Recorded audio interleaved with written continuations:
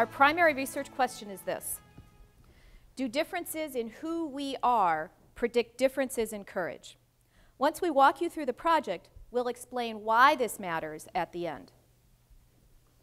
So, first of all, to address this question, we've developed a construct we call the virtue-relevant self, which is composed of 4 aspects.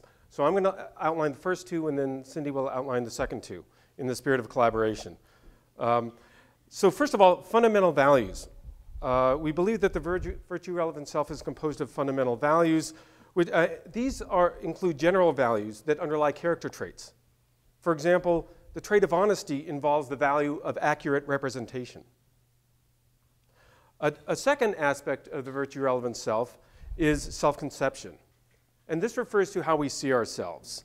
For example, what I'm good at, what bothers me. So, for instance, someone can see themselves as good at resolving conflicts. Based in part on work by Walter Mischel and others, we look at social roles as an important framework for understanding how people see themselves in relation to other people and how these roles affect their conceptions of virtue, as well as what obligations we may have. For example, one's obligation as a parent, a professor, and an administrator may differ. We also consider personality traits, or long-standing individual differences that might be relevant. In this case, we are interested in traits that might impact courage. For example, people who are higher in sensation-seeking may have an easier time taking action in the face of risk. For our second main construct, we concur with Chris Rait's definition of courage, a voluntary assumption of personal risk in pursuit of a worthwhile or noble goal. Although voluntariness seems to be a matter of degrees rather than type, a wide variety of risks and goals are out there in the real world. We propose that the different types of courage can be conceptualized as a result of these different risk-goal pairings. The typology emerges because some types of risk-goal pairs occur more commonly than others.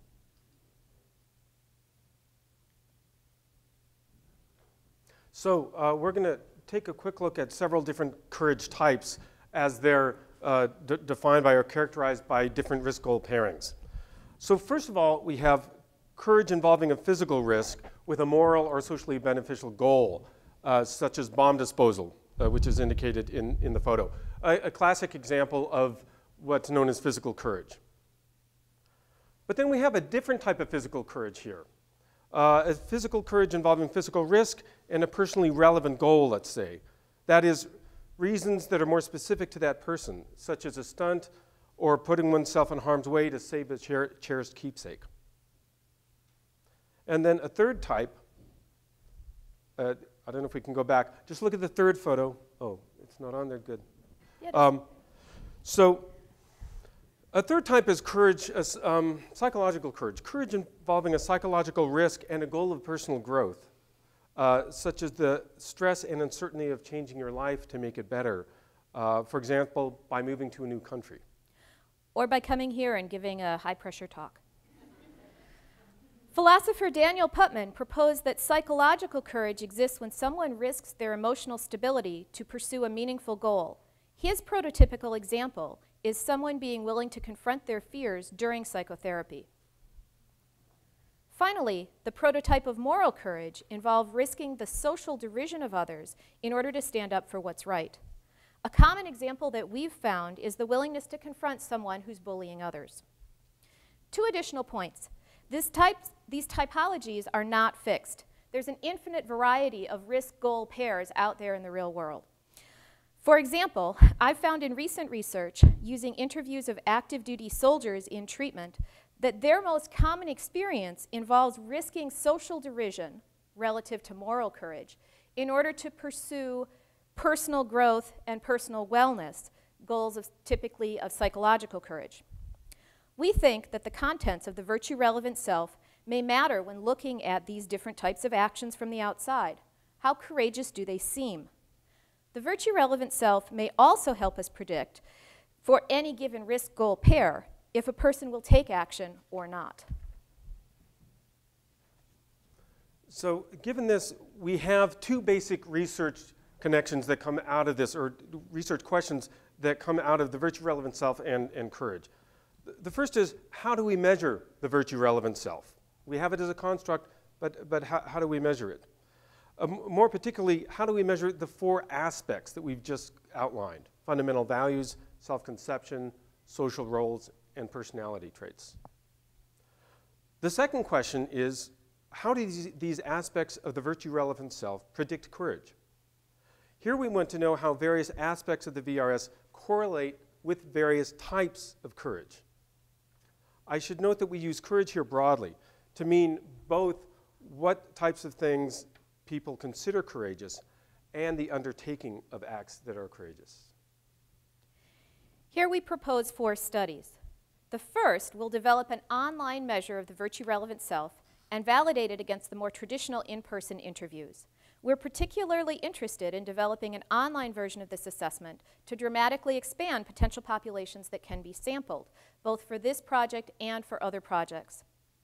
The remaining 3 will use this measure to predict perceived courageousness of actions taken by others, types of past personal actions described as courageous, and finally, actual performance in a laboratory courage task.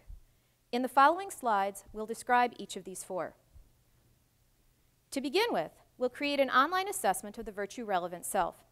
We'll ask participants to first provide some written extended narratives. We'll develop a coding system for this online data to code for types of values, self-conception, social roles, and personality. We'll also ask participants to complete a variety of online measures of related constructs and conduct an in-depth, in-person interview designed to highlight the individual's life story and important moral narrative. Instructions for our written online narratives will ask participants to describe in detail a handful of recent actions they've taken that were meaningful to them, as well as asked why they were meaningful. They'll be given brief description of social roles and asked to list the types of social roles that they have that are important to them, as well as why those roles are important. Our self-report measures will be adapted from a variety of published questionnaires listed here.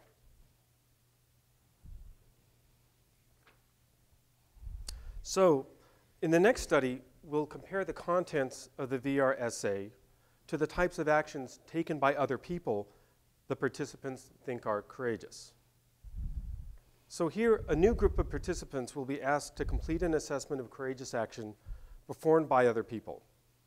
Previous studies have found that people report actions such as saving somebody from drowning, standing up to bullies, and stepping outside of their comfort zone for the sake of their career. What we expect to find is a match between ratings of the type of action and the contents of the VR essay.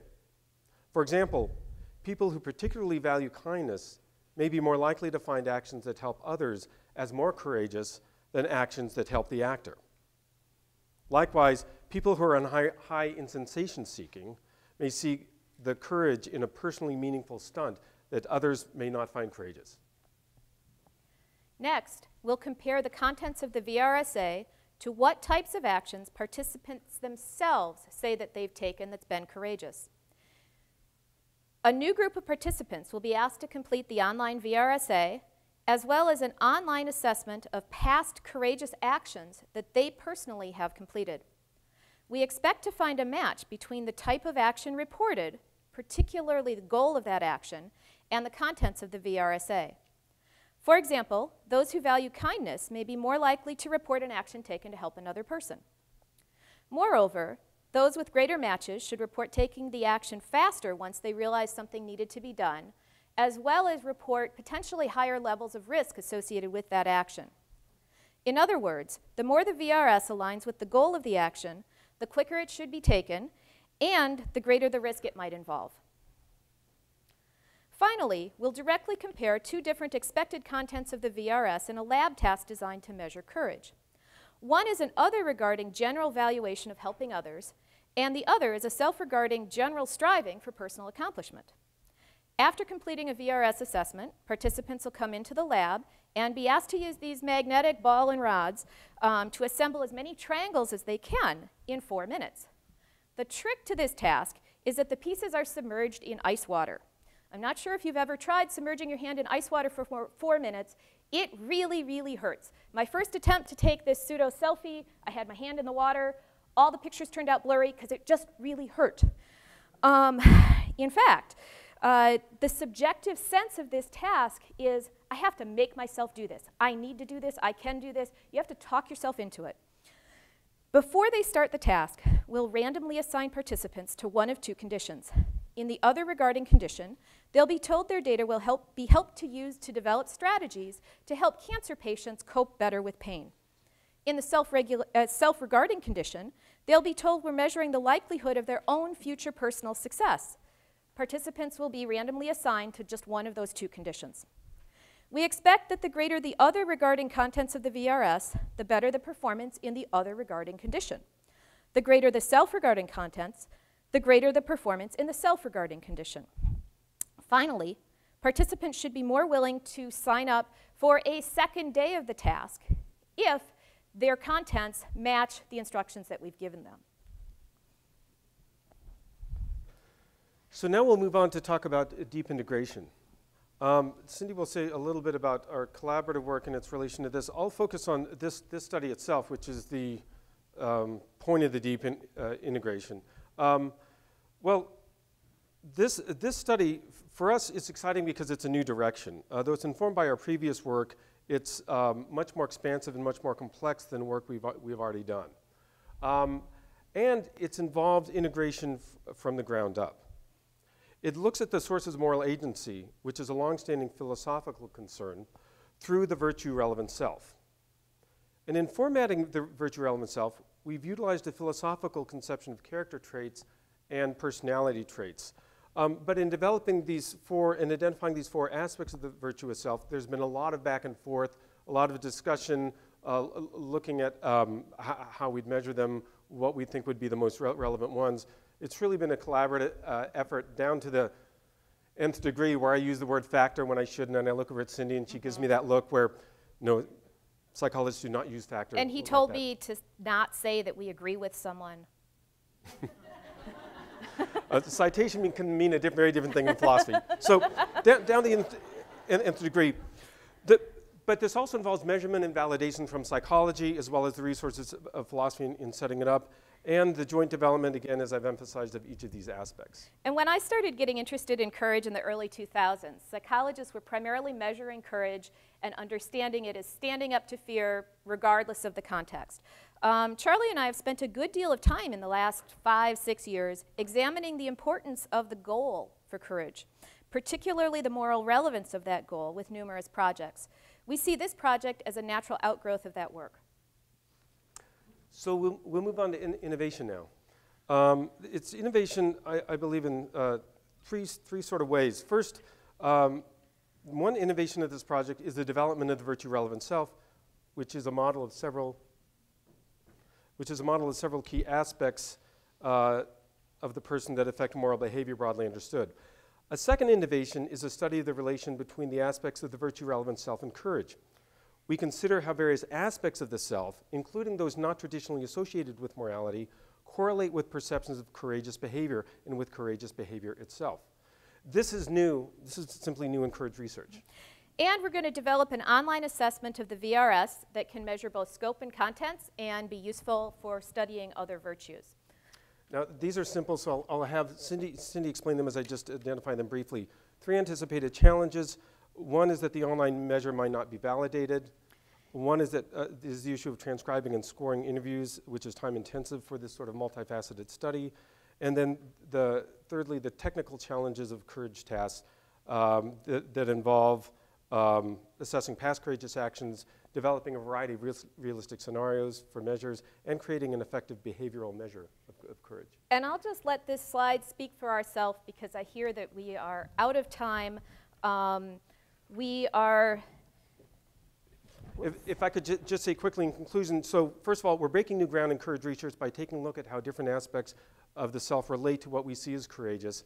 And in doing this, our proposed project develops a model of virtue-relevant self that can be used to study the dynamic relation between the self and other with respect to other virtues.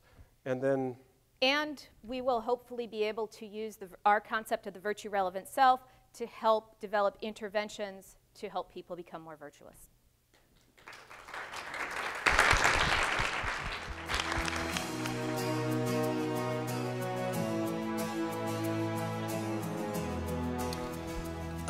So I just want to flag something you said at the end and just raise it as a question and a concern. So from the philosopher's armchair over here, what one notices in reading all these proposals and listening to people is no one seems to want to use anybody else's model. So suddenly we have actually the new, well, your own model. The virtue relevant self model. The virtue relevant self model is going to be sort of, as it were, launched, and then we're going to use predictions based on it about courage and so on. So I guess what I'm worried about is why do both of those things at once? I mean, aren't there models? What's the competition look like? Are there models out there for sort of general virtue assessment?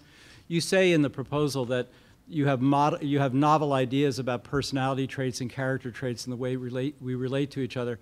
And I just wonder, what is the necessity for doing that? I thought that the focus on the types of courage, the objects of courage, was just really neat. And I'm just wondering if you're not actually yourselves making difficulties for yourself everywhere by having yet a new model of the assessment of the virtue relevant self. How does the virtue relevant self, for example, differ from the self, or the moral aspects of the self, or moral personality? I'll start to address that, and if things don't go well, I'll hand it over to Cynthia. Yeah, right. So, I mean, one thing is that philosophers, in their sort of broad discussion of virtues, typically talk about character traits and not much else. Although, you know, sometimes when they talk about a crazier or something like that, or panic and not following through. But part of what I think is interesting about this whole project, the self-motivation virtue, is that it tries to go beyond that. So we wanted to incorporate character traits in there, but we also want to consider how things like how we see ourselves as a person, what primary roles we see governing our lives has an effect, and what sort of personality traits in the sense of something like sensation seeking or sensation averse or something like that would affect it. So I think that's interesting and important to me because I think they can be virtue relevant even though they lie outside of traditional philosophical conceptions of character traits.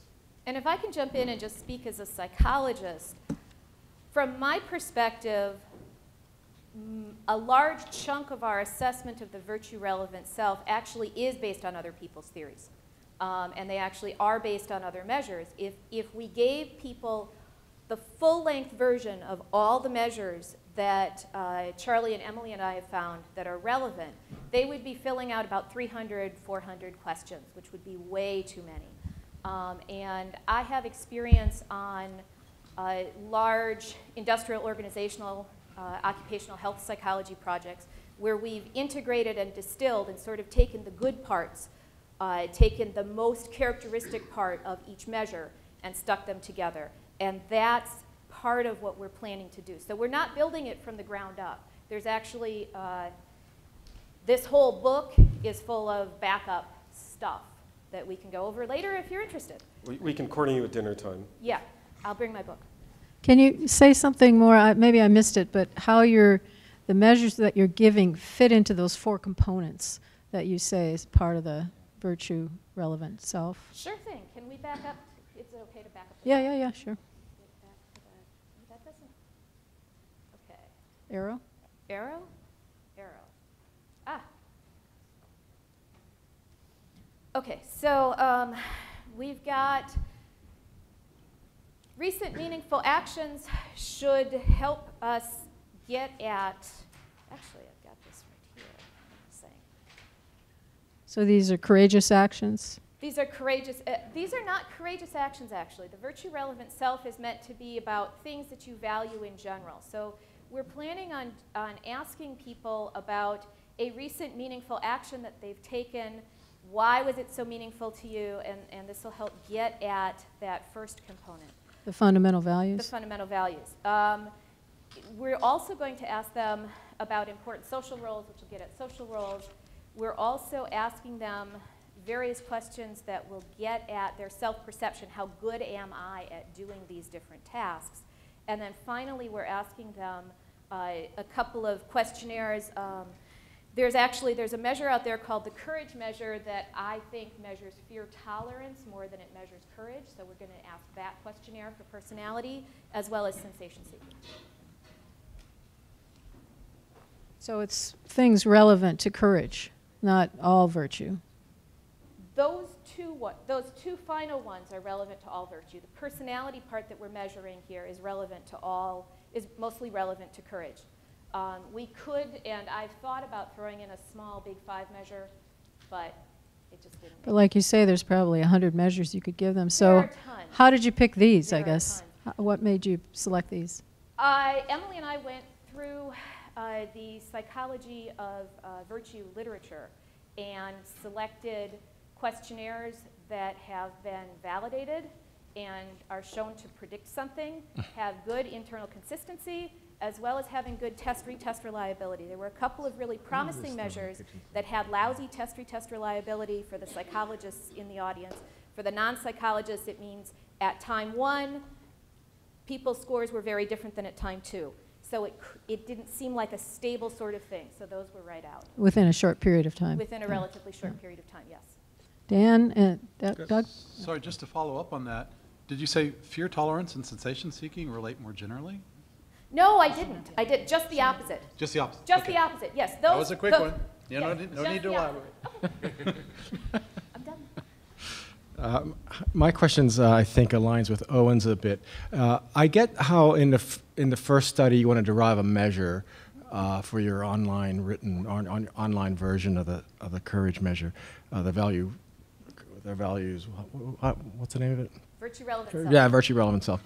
And you noted that you're going to use the McAdams coding schemes or the Firmer and Walker as guides on how to code that data. And insofar as McAdams and Firmer and Walker really try to get at different constructs than you are, how do you use those scoring protocols as a guide to reveal the things of interest to you versus the things that were of interest to McAdams and to Firmer and Walker?